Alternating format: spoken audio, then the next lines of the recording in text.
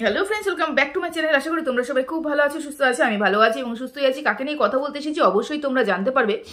খুব শর্টে ভিডিওটা ছাড়বো, কেন আমি একটু বেরোবো এখন। তাই এখানে ওয়াইটিতে এমন কিছু কন্ট্রোভার্সি ক্রিয়েটার আছে যারা না খুব বেশি লেকচার মারে। আচ্ছা, একটা কথা তোমরা কিন্তু এটা কিন্তু মনে করো যে যারা খুব বেশি লেকচার মারে তাদের ভেতরে যে আদেও কিছু আছে কিনা এটা নিয়েও কিন্তু সন্দেহ আছে। যারা শুধুমাত্র ব্র্যান্ড দেখায় তাদেরও আদেও কিছু ভেতরে আছে কিনা এটা নিয়েও কিন্তু সন্দেহ আছে। যারা শুধুমাত্র নিজের অস্তিত্ব, নিজের মান সম্মান, সেলফ রেসপেক্ট নিয়ে কথা বলে তাদের কি সত্যি সত্যি সেটা আছে কিনা সেটা নিয়েও কিন্তু সন্দেহ আছে। যাদের শুধুমাত্রই পরক্রিয়া যারা দেখতে পায়, শুধুমাত্রই মানে কি বলবো, অন্য পুরুষকে অন্য মহিলার সাথে শুয়ে দিতে পারে, শুধুমাত্র বেড গরমের কথা বলে, একটা পুরুষের সাথে একটা মহিলা সম্পর্ক মানে খারাপ সম্পর্কে নিয়ে চলে যায়, শুধুমাত্র নোংরার থেকে নোংরা কথা বলে, তাদের মধ্যে আদেও শিক্ষা আছে কিনা সেটা নিয়েও একটু সন্দেহ আছে। কার কথা বলছে তোমরা সবাই জানো। আজকে একটা লাইভ দেখেছি এবং লাইভের মধ্যে 49কে নিয়ে অনেক কথোপকথন হয়েছে। ভিডিওটা যদিও আমি খুব শর্টে করব, আমার অনেক কিছু বলার ছিল, যাই হোক পরে এক সময় বলা যাবে।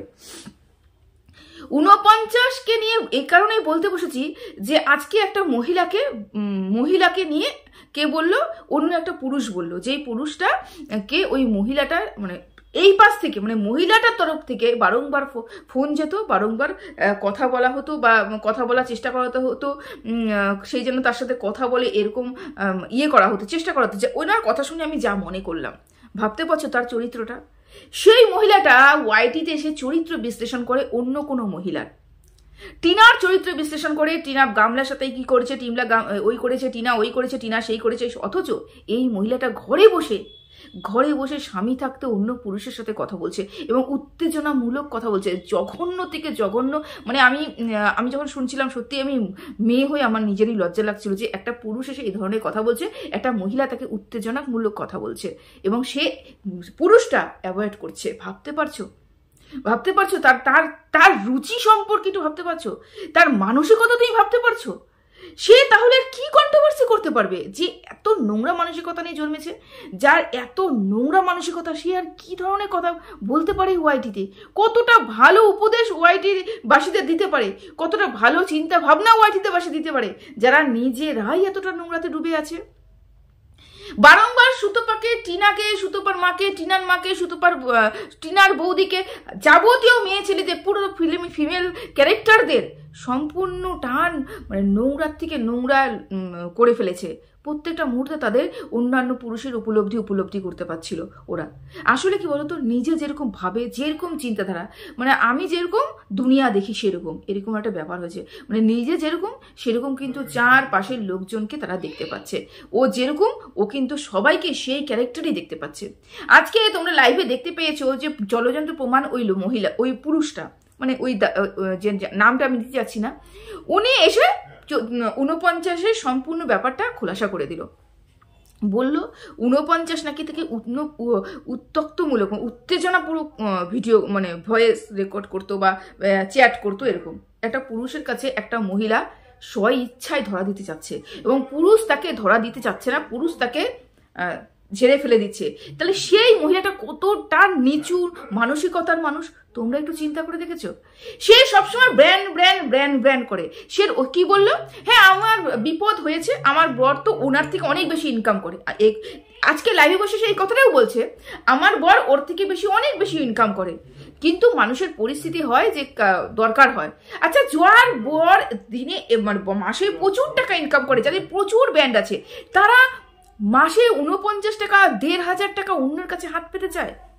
একটা অন্য পুরুষের কাছে, যেই পুরুষকে আমি না ব্যক্তিগতভাবে যদি চিনি, আমার ভাই হোক, আমার দাদা হোক, আমার পিসে হোক, আমার জামাইবাবু হোক, আমার কাকা জ্যাঠা যাই হোক, তাকে আমি বলতে পারি আমার যখন খুব বিপদে পড়বে, তাও 1,500 টাকা, 49 টাকা। হ্যাঁ, হতে পারতো 1,000, 10,000, 20,000, 25,000, খুব বিপদে পড়েছি, আমাকে এখন দিতে হবে, সেটা আলাদা ব্যাপার ছিল। যার কাছে 49 টাকা নেই, যার কাছে 1,500 টাকা নেই, সে ব্র্যান্ড কোথার থেকে খুঁজে বের করে? মানে কোন ব্র্যান্ডের কথা সে বলছে? কোন ব্র্যান্ড? সারাদিন যে ব্র্যান্ড করে, আর এই যে তার হাজবেন্ড নাকি প্রচুর টাকা ইনকাম করে, যার কাছে চেয়েছে তার থেকেও নাকি তার হাজবেন্ড ডবল ইনকাম করে, কিন্তু বলে পরিস্থিতির শিকার। কতটা খারাপ পরিস্থিতির শিকার হতে হয়েছে রে খেকি তোকে? কি পরিস্থিতির শিকার হয়েছিলিস তুই সেই সময়টাতে, যেখানে তোকে 49 টাকা চাইতে হয়েছে? কি এমন পরিস্থিতির শিকার হয়েছে যেখানে বাড়িতে তোর হাজবেন্ড এত টাকা কামাই করা সত্ত্বেও বাড়িতে তোর 1 টাকাও রেখে যায়নি? বা মানলাম তোর কাছে টাকা আছে কিন্তু তুই ব্যবস্থা করতে পারছিস না, তোর বাড়িতে তোর দেওর তো আছে, তোর ভাসুর না থাকলে তোর বাড়িতে কোনো তো মেল ক্যারেক্টার ছিল, সেখানে তো তুই বলতে পারতিস, তাদেরকে তো তুই জানাতে পারতিস। যদি সত্যি সত্যি তোর দরকার থাকতো, যদি সত্যি সত্যি তুই মনে করতিস যে আমার এমার্জেন্সি দরকার, আমি বাইরে কোনো জায়গায় বলবো না, সেটা আমার রেসপেক্টের নষ্ট হবে, মানে আমার সেলফ রেসপেক্ট নষ্ট হবে, তাহলেও কিন্তু হতো। আত্মসম্মান বোধটা তো রাখতে পারতিস, তাহলে তুই ওয়াইটিতে এসে আত্মসম্মান বোধ নিয়ে কথা বলতে পারতিস, তাহলে তুই অন্য মেয়ে ছেলেকে আঙ্গুল দিয়ে দেখিয়ে বলতে পারতিস তুই এরকম নষ্টা মহিলা, তুই এই কাজ করেছিস, তুই ওই কাজ করে। তুই যদি আজকে তোর লাইফটা তুই যে করতে বসেছিস, তার তোর এতটুকু লজ্জা বোধ হয়নি? তোর এতটুকু লজ্জা মনে হয়নি যে আমি যে লাইফটা করতে বসেছি আমার তো পুরো ঢোল ফেটে গেছে, আমার পুরো ঢোল ফেটে গেছে, আমি উত্তেজনামূলক কথা বলছি একটা পুরুষের কাছে, কিন্তু সেই পুরুষটা, যে পুরুষ মানে এখানে কিন্তু এমন একটা মানে কি বলবো, পুরুষ মানে কিন্তু মহিলাদের পেছনে ঘুরে, এই একটা পুরুষকে দেখলাম যে মহিলাটা পেছনে ঘুরছে, পুরুষটা ঝেড়ে ফেলে দিয়েছে। ভাব তাহলে তোকে কোন পর্যায়ে রেখেছে, এত তো সেলফ রেসপেক্ট রাখতিস, তারপরে তুই লাইফটা করতে তোর লজ্জা হলো না? একটা পুরুষ এসে তোকে এরকম ধরনের কথা বলছে, 49 কথা বলছে, তুই স্বীকারও করছিস পরিস্থিতি শিকার, তার মানে তুই চেয়েছিস পরিস্থিতি শিকার। কি কারণে পরিস্থিতি শিকার তুই হয়েছিস? 1 নম্বর কথা, এই যে তুই বললি, তুই সঞ্জয় বলে তুই বান্ধবীর জন্য চেয়েছিস। আচ্ছা, বান্ধবী পরিবারে কি কোনো মেল ক্যারেক্টার নেই? কোনো মেল ক্যারেক্টার নেই, যে কোনো মেল কেউ নেই? তোকে বলতে হচ্ছে, তোকে যখন বলতে হচ্ছে, আমার সব থেকে বড় কথা, তোর যখন দরকার হয়েছে তুই আদার্স পার্সনকে বলতে যাবি কেন? তোর দরকার হয়েছে, তুই তোর হাজবেন্ডকে ফোন করবি, নাকি তোর হাজবেন্ড তোর ফোন ধরে না? তুই তোর সেই পুরুষটাকে পর্যন্ত বলেছিস হাজবেন্ড নাকি তোর সাথে থাকে না। আচ্ছা, একটা অন্য বাইরের পুরুষকে তুই এইটা বলে কি মিন করাতে চেয়েছিস? আমার হচ্ছে এখানটাই কথা, কি মিন করাতে চেয়েছিস, কি বোঝাতে চেয়েছিস যে আমি আমার হাজবেন্ড একসাথে থাকি না, ও বাইরে থাকে 6 দিন 7 দিনের দিন, যখন এখানে আসে তখনও সে আলাদা থাকে, মানে এই যে কি মিন করাতে চাইছিস? আমরা কিন্তু যারা মহিলা, আমরা যারা কন্ট্রোভার্সি করি, এবং যাকে তুই বলেছিস সেও বুঝেছে তুই কি মিন করাতে চাইছিস, মানে তোর যে কতটুক প্রয়োজন, কতটুক তো দইয়ের চাহিদার প্রয়োজন, সেটা তুইও ভালো মতন জানিস, সেই তাকে প্রকাশ করার চেষ্টা করছিস। সে যদি একবার তোর ইশারায় সাড়া দিত, উনি যদি তোকে সাথে দেখা করতে চাইতো, তুই ওয়েতে দিব্যি চলে যেতে পারতিস, চলে যেতিস।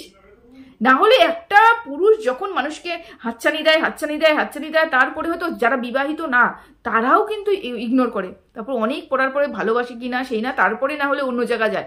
কিন্তু তুই বিবাহিত, 2 সন্তানের মা, বাড়িতে তোর হাজবেন্ড রয়েছে, 6 দিন থাকে না, এতটা বিশ্বাস করে, আদেও কি তোদের মধ্যে বিশ্বস্ত ব্যাপারটা রয়েছে, নাকি তোকে শুধুমাত্র রেখেছে তোর 2 সন্তানের মা, তাকে দেখতে হবে বলে? কি ব্যাপারটা ঠিক বুঝলাম না। তুই আর বড় বড় লেকচার ওয়াইটিতে মারতে বসিস না, তুই কমপক্ষে অন্য মেয়ের চরিত্র বিশ্লেষণ করতে বসিস না, তুই কাউকে আঙ্গুল তুলে বলিস না তুই এই করেছিস, তুই ওই করেছিস, কারণ তোর চরিত্র ওয়াইটিতে খান হয়ে গেল। আজকে লাইফটা পুরোপুরি পরিষ্কার। কি জঘন্য মানসিকতা মানুষ, যে নিজে স্বীকার করছে আমার হাজবেন্ড আমার সাথে থাকে না, তার মানে কি আমার প্রচন্ড শারীরিক চাহিদা, যেটাতে আমার হাজবেন্ড আমাকে মেটাতে পারছে না, আমি অন্য পুরুষের কাছে যাচ্ছি, কিন্তু যাকে বলেছিস সে তোকে পাত্তা দেয়নি। এর থেকে লজ্জাজনক কোনো কথা আছে? এর থেকে মানে কি বলবেন, নোংরার থেকে নোংরা কোনো কথা আছে? অথচ তুই সেই মুখটা নিয়ে ওয়াইটিতে বসে আবার লাইভ করছিস, অথচ সেই মুখটা নিয়ে ওয়াইটিতে বসে তুই বলছিস আমার দরকার ছিল টাকা, তো অনেক ইনকাম করে আমার হাজবেন্ড, কিন্তু আমার সেই মুহূর্তে দরকার ছিল। যদি তোর হাজবেন্ড তোর প্রতি এতটুকু সহানুভূতি থাকতো তোর হাজবেন্ডের, তুই রাত্রেবেলা যতই তোর বিপদ হোক, তোর গার্জিয়ান তোর হাজবেন্ড ছিল, তুই সেখানটায় ফোন সবার আগে করবি, সবার আগে কিন্তু সেখানটাই তুই ফোন করবি, এরকম দরকার হয়েছে, হাজবেন্ড সাথে হাজবেন্ড করবে কি সেই দায়িত্ব কর্তব্যগুলো পালন করবে।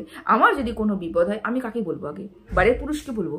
আমি তো আমার হাজবেন্ডকে আগে বলবো যে এরকম হয়েছে, সে সবার আগে মিটমাট করবে। যদি না হয়, আমার ভাই আছে, আমার দাদা আছে, আমার কাকা আছে, আমার যে ভাসুর আছে, তা বাড়ির মেল ক্যারেক্টারগুলোকে আমি বলবো, নাকি আমি ওয়াইটিতে পরিচয় হয়েছে এমন একটা পুরুষকে বলবো, নাকি এমন অচেনা একটা পুরুষকে বলবো যার সাথে আমি চ্যাটিং করি তাকে টাকা ভরিয়ে দিতে? এটা লজ্জাজনক একটা কথা। এবং তুই এটা মহিলা হয়ে প্রত্যেকটা মহিলার নাক ডুবিয়ে দিয়েছিস যে মহিলারা এরকমই হয়, মহিলারা এরকমই চ্যাটিং করে, এরকমই হয়। তোর মতন মহিলার জন্য প্রত্যেকটা মহিলা বদনাম হয়ে গেছে। কি লজ্জা লাগছিল যখন ওই পুরুষ বলছিল, কি লজ্জাটাই না লাগছিল যে উত্তেজনামূলক কথা বলতো, আমি পাত্তা দিতাম না। কি লজ্জাজনক কথা যে আমার হাজবেন্ড আমার সাথে থাকে না, এই ধরনের কথা যখন বলছিল, কি বোঝাতে চাইছে, কি লজ্জাজনক কথা প্রত্যেকটা মহিলার ক্ষেত্রে। তখন আমরা ছি ছি ছাড়া আর কিছুই বের করতে পারলাম না। এই মুখ নিয়ে তুই আবার বসবি ওয়াইটিতে, এই মুখ নিয়ে আবার সবাইকে নোংরা নোংরা বলবি, এই মুখ নিয়ে ও টিনাকে বলবি বেড গরম করছে, বিছানা গরম করছে, নোংরামি করছে, এই মুখ নিয়ে বলবি, তাই না? সত্যি নির্লজ্জ। ভিডিওতে অনেক বড় করার ইচ্ছা ছিল, ভিডিওতে অনেক কিছু যুক্তি দিয়ে কথা বলার ইচ্ছা আমার ছিল, কিন্তু মানে কি বলবো, আমি ভীষণ দুঃখিত। আমাকে এখনই বেরোতে হবে। আমি ভিডিওটা এখানেই রাখলাম। সবাই ভালো থেকো, সুস্থ থেকো, টাটা।